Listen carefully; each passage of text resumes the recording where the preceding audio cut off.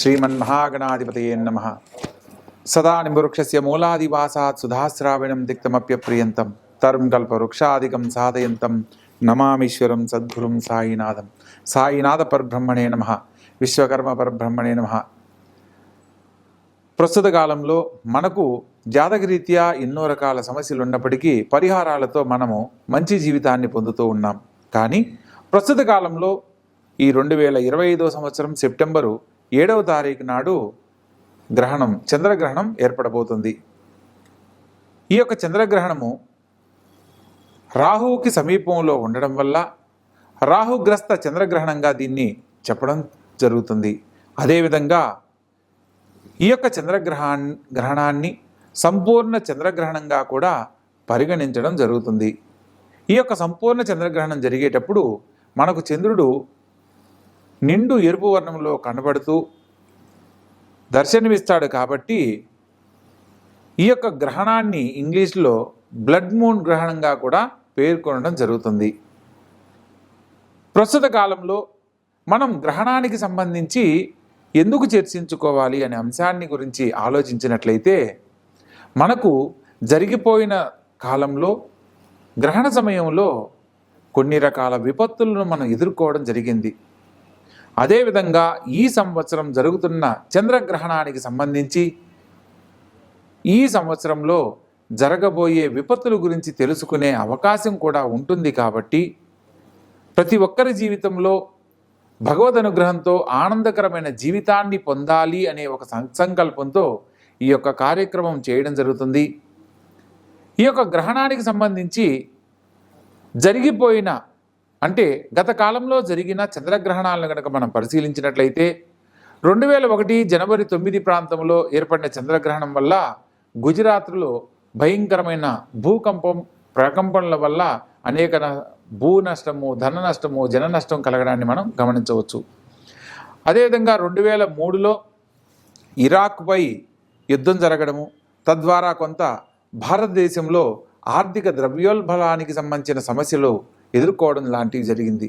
అదేవిధంగా 2007లో కామన్వెల్త్ సంబంధించిన గేమ్స్కి సంబంధించి కొన్ని చట్ట వ్యతిరేకమైన పనులు జరగడాన్ని మనం గమనించవచ్చు.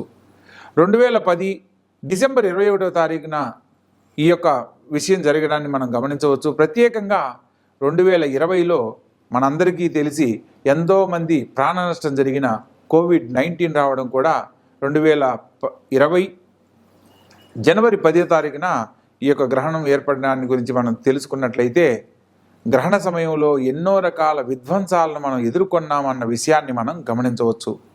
ప్రస్తుత కాలంలో కూడా ఈ యొక్క చంద్రుడు రాహుగ్రస్తమై గ్రహణ రూపంలో ఏర్పడడం ద్వారా ఈ గ్రహణానికి సంబంధించి అనేక మంది జలప్రలయంలో కొట్టుకుపోవడం,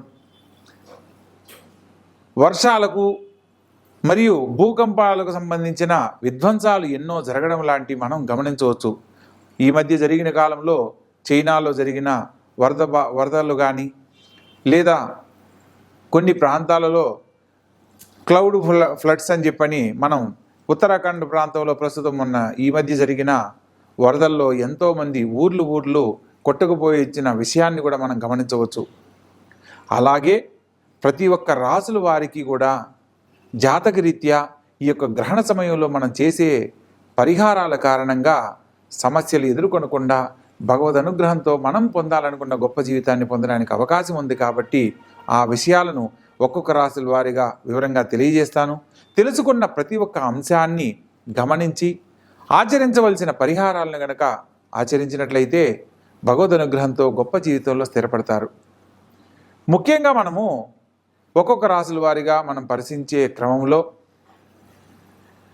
ప్రస్తుత కాలంలో గ్రహ సంచారం గురించి కూడా తెలుసుకుందాం.